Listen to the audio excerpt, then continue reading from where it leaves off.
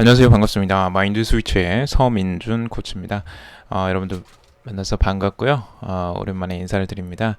오늘 여러분들하고 나눠볼 주제는 탁월한 사유의 시선이라는 책을 가지고 이야기를 해보려고 합니다. 이 책의 저자분은요, 최진석 교수님입니다. 서강대 철학과 교수님으로 재직 중이고요. 겸명원의 초대 원장을 맡고 계십니다. 서강대 철학과에서 학사 및 석사를 나오셨고 북경대학교의 철학 박사학위를 받으셨습니다. 그래서 지금까지 철학에 관해서 굉장히 멋진 그리고 정말 깨달음을 주시는 많은 이야기들을 해주셨고요. 강의도 굉장히 활발히 하고 계십니다. 그래서 이 책을 여러분들에게 소개를 시켜드리고 싶고 정말 강추드리는 책 중에 하나입니다. 제가 책을 읽으면서 이렇게 정말 오랜만에 정말 큰 깨달음 그리고 생각을 크게 하게 만드는 책 중에 하나였어요. 근데 이 책은 꼭 한번 읽어보시라고 추천해드릴 만한 책입니다. 탁월한 사유의 시선이라는 이 제목에 맞추어서 이 책은 철학에 대해서 이야기를 하고 있고요. 역시 철학과 선생님, 그 교수님이니까 철학에 대해서 이야기를 해주시고 계시고 얼마나 생각을 하는 것이 중요한지에 대해서 이야기를 해주시고 계십니다. 여러분들이 평소에 이제 지식 그리고 지혜를 쌓는 부분들이 굉장히 중요하다고 생각은 해오셨겠지만 그게 왜 중요한지에 대해서 왜 생각을 하는 게 인생에서 중요한지를 정확하게 꿰뚫어보는 이야기들 해주고 계십니다. 우선은 여러분들 여기에 이제 직과 업에 대해서도 설명을 해주고 계시는데요. 여러분들이 업을 왜 찾아야 되는지 그리고 업이 왜 중요한지에 대해서도 이 책에 나와 있거든요. 그래서 여러분들 그 내용까지도 한번 전달을 해보도록 하겠습니다. 중요한 내용, 철학의 시작은 곧 전면적인 부정이고 이것은 새로운 세계의 생성을 기약하는 일이다 라고 말씀을 하고 계십니다. 철학이라는 건 결국에는 필로소피라고 이제 영어로 하죠. 그래서 필로는 사랑하다 그리고 좋아하다라는 뜻이고요. 소피아는 지혜를 뜻합니다. 그러면 이 필로와 소피아가 결합되어서 지혜를 사랑한다라고 해서 철학이라고 하는데요.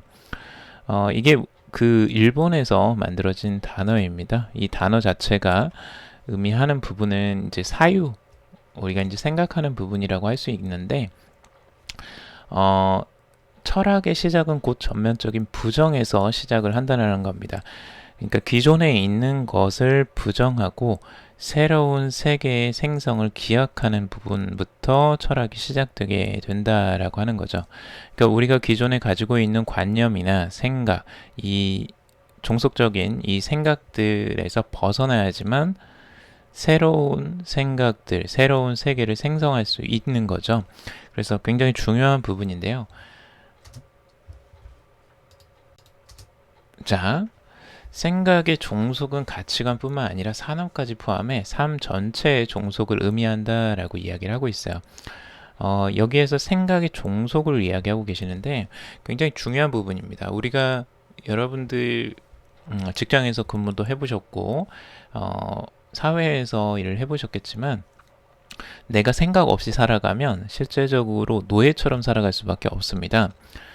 예를 들어서 누가 시키는 일을 계속 하는 거예요. 근데 저도 그렇게 살아본 적이 있었던 것 같아요. 과거에 회사에서 시키는 일만 했을 때에는 정말 내가 왜 여기에서 이런 일을 해야 되는가, 그리고 나는 왜 이렇게 노예처럼 일만 하고 있는가, 시키는 일만 하고 있는가 라고 생각을 해봤을 때 그런 생각이 들더라고요. 내가 선택을 하지 못하고 누군가가 시키는 일만 하고 있기 때문에 나는 지금 노예처럼 살고 있구나를 깨달은 적이 있었거든요. 결국에는 내가 내 생각을 하지 못하는 거예요. 내 생각이 종속되어 있으니까 가치관뿐만 아니라 산업, 모든 것들이 전반적으로 종속하게 되는 거죠. 내가 생각을 한다고 했을 때 내가 선택을 할 수 있고요. 내가 선택을 하면 내가 행동을 하게 되는 거죠. 그 행동에 대해서 내가 책임을 지었을 때 진정 내가 내 삶을 산다라고 할 수 있는 건데 그걸 살지 못했던 거예요. 지금까지는. 그래서 굉장히 종속되어 있는 삶을 살아왔던 거죠. 그래서 삶 전체가 종속이 될 수도 있다라는 겁니다. 지금 우리나라의 그런 그 전체적인 상황들도 굉장히 녹록하지가 않죠. 산업 자체가 종속이 될 수도 있고 우리나라 전체가 종속이 될 수도 있다라는 겁니다. 왜냐하면 우리나라 전체가 국민들이 생각하지 않으면 생각이 다른 나라들, 우리보다 더 선진국인 미국이나 아니면 중국, 일본에 종속될 수밖에 없다라는 거죠. 굉장히 크게 다가오는 이야기였고요. 정말 큰 울림이 있습니다. 이 이야기를 한번 여러분들이 생각해 보시면 굉장히 중요해요. 1861년도에 양무운동이라는 게 중국에서 일어납니다. 이 양무운동의 시발점이 어디였냐면 중국이 실제 이제 그 영국의 침략을 받게 되는데요. 그때 시작점이 결국에는 그 아편전쟁입니다. 아편전쟁이 있고 난 다음에 중국이 영국에 무력적으로 굴복하게 돼요. 그래서 실제적으로 이 전쟁이 일어나게 됐는데 아편 전쟁이 일어나게 되죠. 근데 아편 전쟁이 일어나서 실제 싸움을 해봤는데 이 상대가 안 되는 거예요. 왜 중국이 힘을 쓰지 못하고 결국에는 그냥 너무 무기력하게 져버리게 돼요. 그래서 결국에는 중국이 그 주권을 침범당하게 되고 영국의 많은 것들을 허용하게 돼버립니다. 그래서 영국에서 굉장히 무력적으로 굉장히 크게 치고 들어오는 바람에 중국이 거기에서 굉장히 뭔가 이제 크게 상심을 하게 되고 국민 자체들도 굉장히 큰 혼란에 빠지게 돼요. 근데 그 혼란 속에서 중국이 많은 생각들을 하게 됩니다. 패배를 하게 된 거죠. 전쟁에서 패하고 그리고 일본한테도 전쟁에서 패하게 되면서 그때 많은 고민들을 하게 되고 그 생각을 하게 되는데 그 패한 원인을 생각합니다. 그러니까 중국은 무서운 점이 뭐냐면 그들은 생각을 한다는 거예요. 생각을 하고 그들이 전쟁에서 진 원인을 파악합니다. 그리고 그 원인을 개선하기 위해서 노력을 한 거예요. 그 노력의 일환이 양무운동입니다. 1861년도에 있었던 양무운동은 과거의 침략에 대비하지 못했던 그 원인을 그 무력에서 찾는 겁니다. 결국에는 서양의 과학기술 문명들이 발달했기 때문에 그리고 대포와 군함이 있었기 때문에 우리가 아편전쟁에서 졌다라고 생각을 했던 겁니다. 그래서 중국이 중심으로 생각했던 게 대포와 군함을 제조하는 거였어요. 그래서 철 생산에 몰두하게 되고 이걸 몰두하면서 이제 무기를 제조하는 그런 그 기술들을 이제 개발하게 되는 거죠. 그런데 재미난 게 이렇게 대포와 군함을 제조하는 그런 무력을 키우려고 했지만 결국엔 일본에게 또 한번 그 무기력하게 지게 됩니다. 그래서 그 상황이 오게 되기 때문에 다시 한번 또 고민하게 되죠. 도대체 뭐가 근본적으로 잘못되었나? 우리가 부족한 부분이 무엇인가? 무엇을 개선해야지만 이 무기력함에서 극복할 수 있고 복수를 할 수 있을까까지도 생각을 했었던 거죠. 중국이. 그래서 생각한 게 정치 제도입니다. 두 번째가. 정치 제도라는 건 결국에는 그 사회 전반적인 나라의 정치 근본인데요. 결국에는 서양의 그 앞선 정치 제도가 결국에는 그 사회를 바꿨다라고 생각을 했던 거죠. 그래서 나왔던 운동이 1898년에 변법 자강 운동이라는 겁니다. 변법 자강 운동은 이제 청일 전쟁 패배 이후에 절충적인 개혁의 성격을 갖는 양무 운동의 한계를 느꼈어요. 그래서 이제 캉유웨이나 량치차오 등이 주도해서 청나라 사회 전반의 제도들을 근본적으로 개혁하고자 한 운동입니다. 일본의 메이지 유신을 모델로 한 거예요. 그래서 이걸 통해서 이제 사회를 바꾸자라고 했는데 문제는 이게 제대로 바뀌지 않았다는 거죠. 정치적인 부분을 제대로 바꾸고 싶어도 정치가 제대로 바뀌지 않고, 그리고 이 사회의 근본적인 게 바뀌지 않는다는 걸 다시 한번 깨닫게 돼요. 그래서 그때 이제 또 한 번 생각을 하게 됩니다. 그러면 무엇을 또 바꿔야 되는 건가? 라고 생각을 했는데 중국인들이 그때 발견한 게 문화, 윤리, 사상, 철학을 보았습니다. 이때부터 신문화, 신사상, 신철학 운동을 일으키게 되는데요. 결국에는 인간의 생각이 진짜 중요하다라는 부분을 알게 되는 거죠. 그래서 그때부터 이제 신문화 운동이라는 게 일어나게 되는 겁니다. 그 운동을 이제 주도했던 사람이 이제 랑슈밍, 천두슈라는 사람들이고요. 이때 문화 운동을 촉발시켰던 천두슈라는 사람이 1921년에 마오쩌둥과 상하이에서 비밀리에 공산당을 설립하게 됩니다. 그리고 각고의 노력 끝에 1949년 10월 1일 날 중화인민공화국이 중국당에 세워지게 되죠. 결국에는 중화인민공화국이 지금 현재까지 그 뿌리를 이어가고 있는 거죠. 지금 여러분들이 중국을 바라보시면 정말 무시할 수 없는 엄청난 성장세를 구가하고 있는 그 중국을 보실 수 있을 겁니다. 그 근본의 뿌리가 지금 여기에서부터 시작되었다라고 할 수 있을 정도로 굉장히 근본적인 부분을 개혁한 겁니다. 그래서 신문화 운동, 그 문화와 윤리, 사상, 철학을 근본적으로 뿌리부터 바꿔버린 겁니다. 그래서 여러분들이 이런 부분들을 꼭 보셔야 돼요. 중국에 지금 그 근본적으로 이런 철학적인 부분들이 완전히 서양적인 부분들을 적극적으로 받아들인 거예요. 그래서 그 운동 자체도 중국이 기반이 아니고 서양의 문화를 적극적으로 받아들인 그 후속적인 부분입니다. 그래서 이런 부분들을 여러분들이 꼭 보셔야 돼요. 그러면 일본은 어떠냐 하는 거죠? 여러분들이 일본도 보시면 일본도 1854년에 미국에 강제 개항하게 됩니다. 근데 재미난 건 1975년에 조선이 일본에 의해서 강제 개항하게 돼요. 정말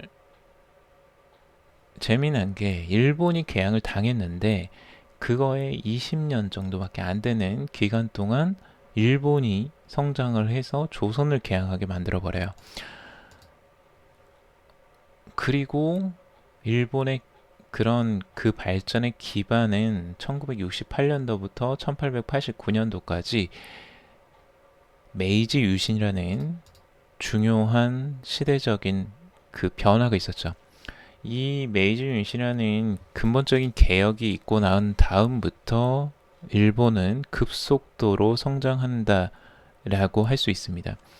그때 굉장히 많은 부분들이 바뀌게 됐고요. 일본 자체도 이때 변화를 하게 됩니다. 적극적으로 서양의 그런 문화, 윤리, 사상, 철학을 받아들이게 되고 일본의 근본적인 사회 시스템이 완전히 뒤바뀌어 버리는 그 시기라고 보시면 됩니다. 그래서 우리는 결국에는 어디에 와 있나를 봐야 되는 거죠. 일본이 지금 현재의 이 위치까지 오는 것들, 일본이 GDP 2위 대국까지 올라갈 수 있었던 원인들, 결국엔 그 뿌리를 이 메이지 유신에서부터 많이들 찾습니다.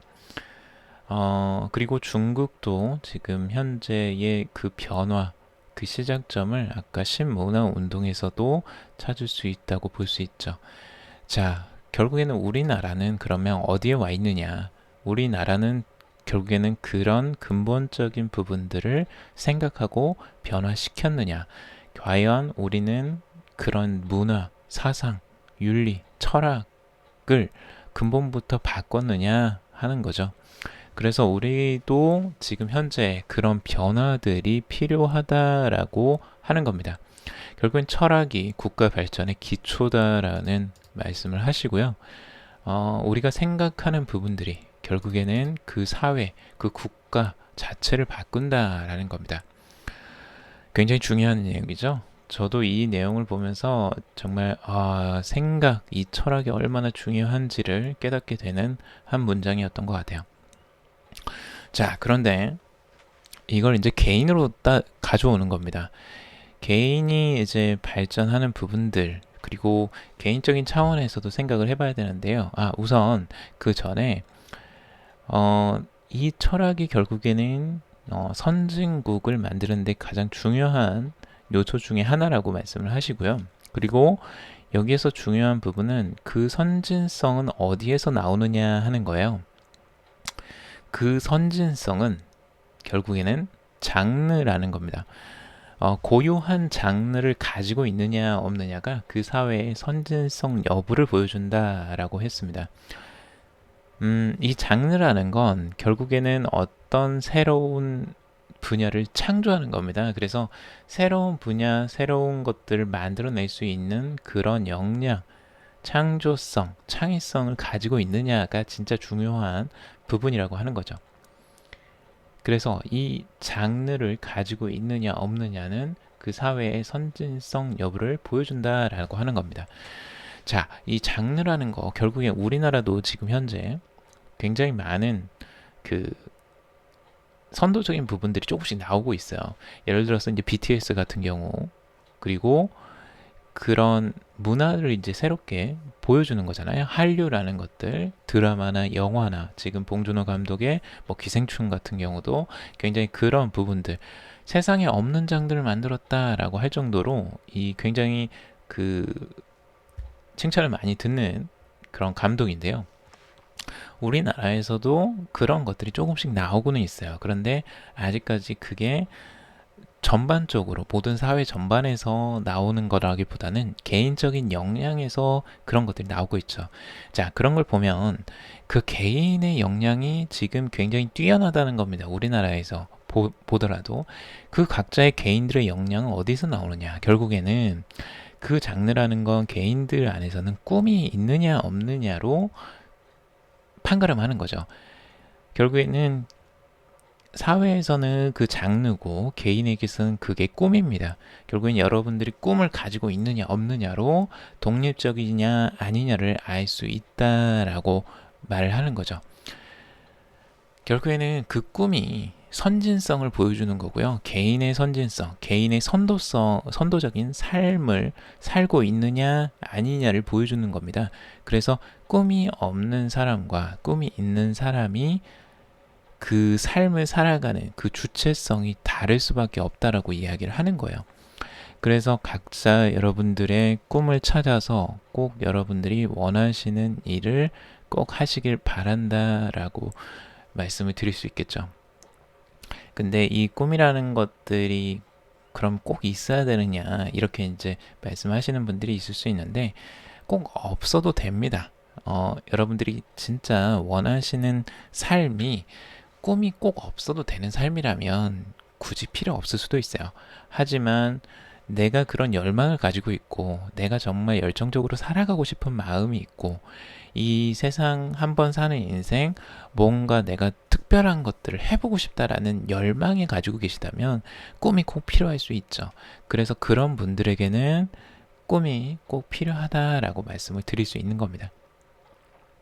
자, 여기에서 중요한 내용을 말씀하고 계시는데요. 직업에 대해서 이야기를 하고 계십니다. 근데 우리는 직업을 그냥 하나로 뭉뚱그려서 생각을 합니다. 보통은. 근데 이게 뭉뚱그려서 생각할 수 있는 게 아니고 이걸 좀 나눠서 생각을 해보자는 겁니다. 자, 여러분들 한번 보세요. 그 직과 업에 대해서 같이 한번 살펴보는 건데요. 우리는 직업을 가지죠. 그런데 직이라는 건 결국에는 여기서 그 살아간다는 겁니다. 우리가 직업을 가진다는 건 어떤 걸 살아간다는 거고 자신의 삶을 구현한다는 말 중에 하나인데 직은 한자 그대로 자신이 맡은 역할입니다. 자신이 맡은 역할.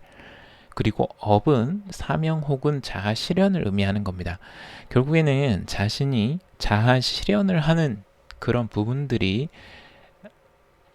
중요한 건데, 결국에는 자신이 찾은 그 역할을 통해서 자기를 완성해 나간다라는 걸 말하는 겁니다. 그 직업이라는 건. 결국에는 직은 자신의 삶을 완성하는 중요한 수단인 거죠.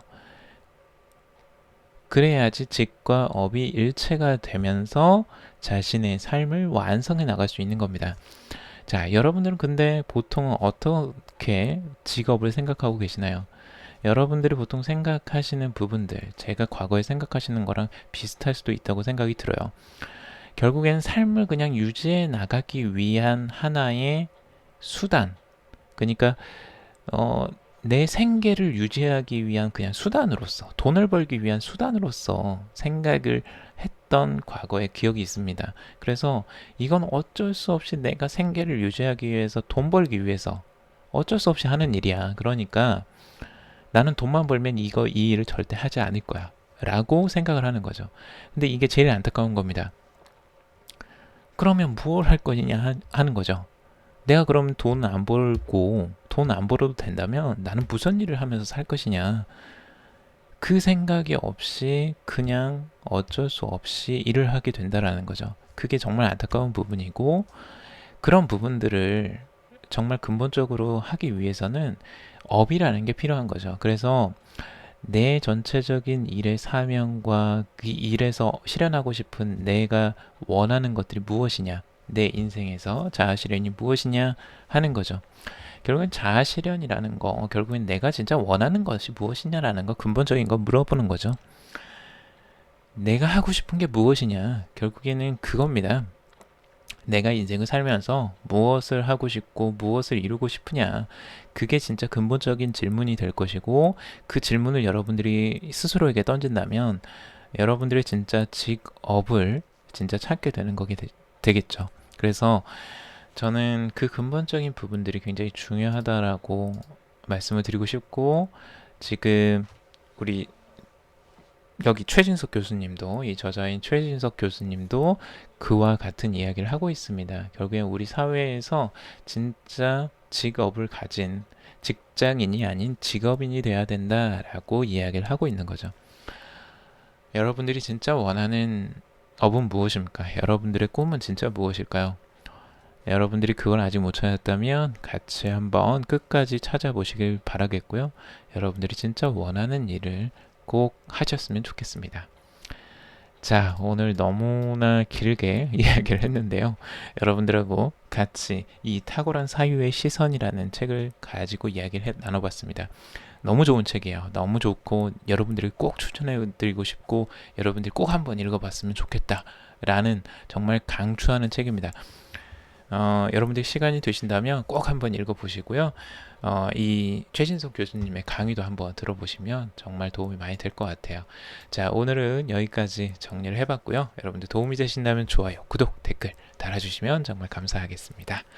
여러분들의 힘으로 계속 좋은 내용들 같이 정리해서 나눠보도록 하겠습니다. 오늘 들어주셔서 정말 감사합니다.